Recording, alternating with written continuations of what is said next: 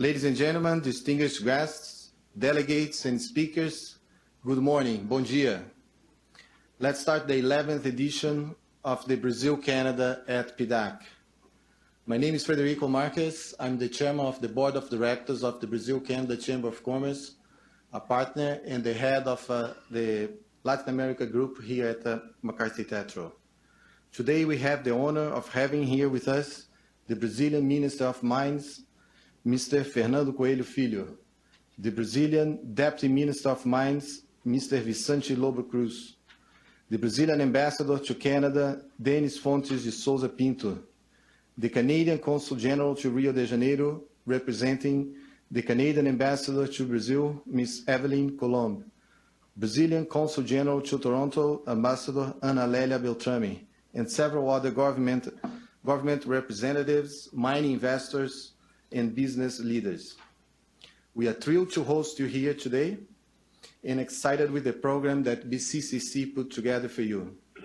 On behalf of my partners here at McCarthy Tetrault and on the Brazil-Canada Chamber of Commerce, it's my distinct honor and pleasure to welcome each of you to Toronto and to our office. The Brazil-Canada at PDAC is one of BCCC's signature events, and our main objective is to showcase how Brazil and Canada, and I mean companies and governments, working together can increase trade and investment and facilitate business transactions between the two countries. The global mining industry is continuously evolving, and each day faces new challenges. With the end of the commodity supercycle from 2002 to 2012, in which the mining industry took advantage of high commodity prices and easy access to capital, countries are now fighting to attract investments into this important sector of their economy, while companies are redrafting their strategic plan and together reshaping the industry. That's why efforts to bring companies, investors, and governments together like this event should encourage, and your support is much appreciated. As we all know, Brazil and Canada have several similarities, including both being some of the largest countries in the world, including having natural resource as one of the main drivers to the economy, including being nations that encourage and support diversity. And as you can see from walking outside today, we almost have the same weather. Minister Fernando was walking without a coat today. I'm just kidding. We can't complain about the weather today, right? Most importantly, there is lots of opportunities to bring Canada and Brazil closer together on important sectors like mining. There is so much to be done, and I want to show you some recent data about the mining industry shortly. But first, I would like to reinforce that despite the crisis that Brazil is facing today, Brazil remains a safe jurisdiction to do business, a country with solid institutions, huge domestic market, great geology, and a country that welcomes foreign investors. The political and economic crisis that began during Dilma Rousseff government, and among other things, caused her impeachment in 2016, has placed Brazil in the middle of a perfect storm. That together with low commodity prices, and as indicated by a recent World Bank report named Global Economy in 2017, Hope and Uncertainty, together with a weak international trade, subdued investment, and among other culprits, conspired to slow world growth to its weakest pace since 2009, which also affected the Brazilian economy. The new President Michel Temer administration is putting an incredible amount of effort to increase growth and strengthen the largest Latin American economy, as you will hear today from Mr. Coelho Filho's speech. Canada and US, I should say as well, have their own challenge, and more importantly, from a Brazil-Canada relationship perspective, we are very curious to see how America's North-South relationship will shape up during President Trump government. Hopefully, Canada will take opportunity to get even closer to Latin America countries, and especially Brazil, diversifying its dependence on U.S. economy and assisting companies to take advantage of the opportunities currently existing in Latin America to grow their business. That being said, I would like to turn your attention to some numbers about the mining industry I would like to share with you today.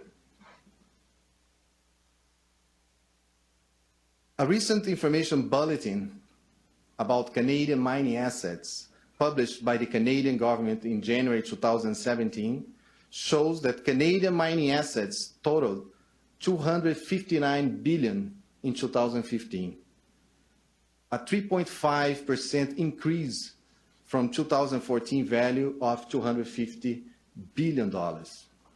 Canadian mining assets abroad totaled $170 billion, up 2.6% from the 2014, $166.4 billion. The same report also shows that Canadian mining and exploration companies were present in 102 foreign countries in 2015, down from a peak of 110 in 2011.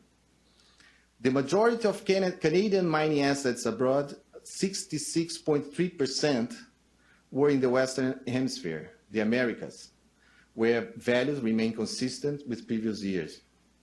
In Latin America, which accounted for 52% of Canadian mining assets abroad, increase in Brazil, Panama, and Peru were offset by declines in Chile, the Dominican Republic, and Guatemala.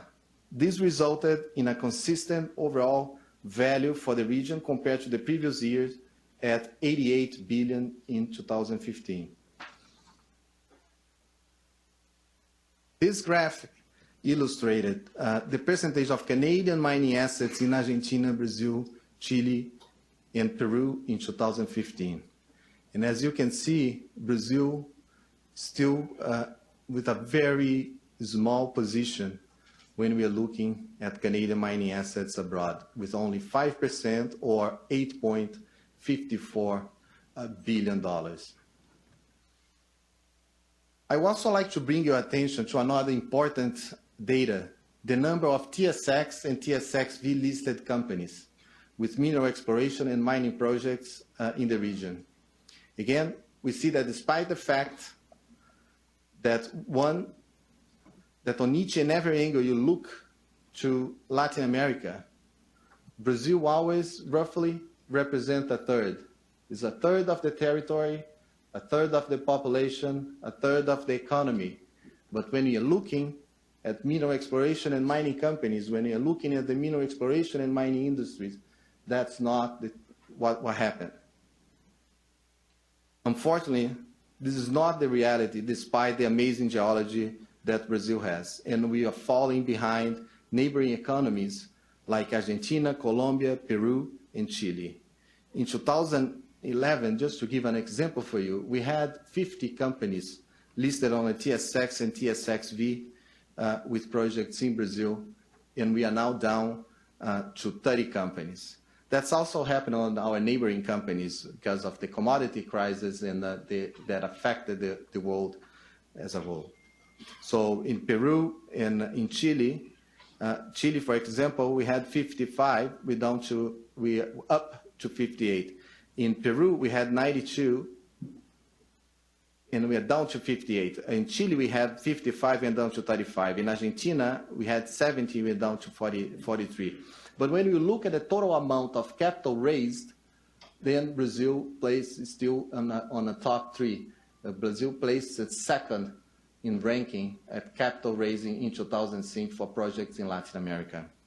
These numbers show the huge potential that the Brazilian mineral exploration and mining industry represent for Canadians, and that more can and need to be done by government, companies, and investors to fully take advantage of the tremendous potentials that the bilateral relationship between Brazil and Canada represents for both companies and governments. It is time to start discussion what we could do.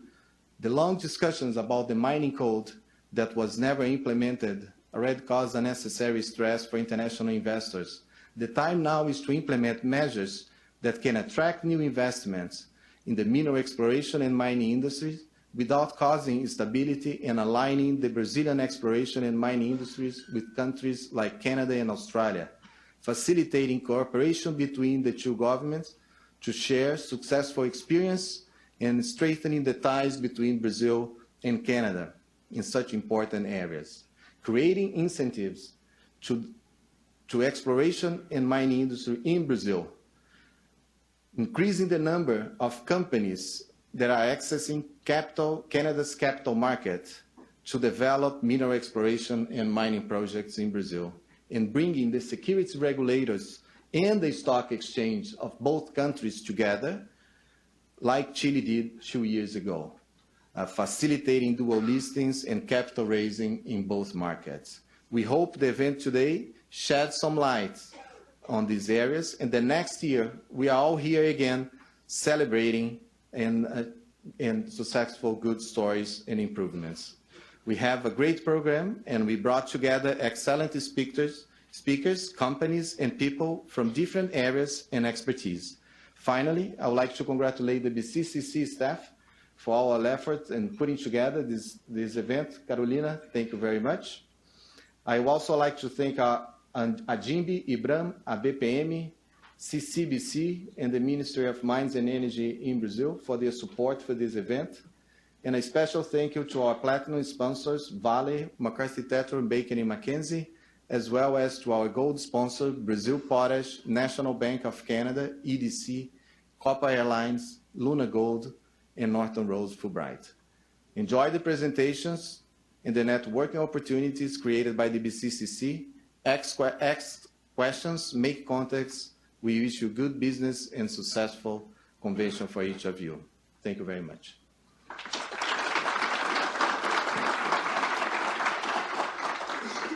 In the interest of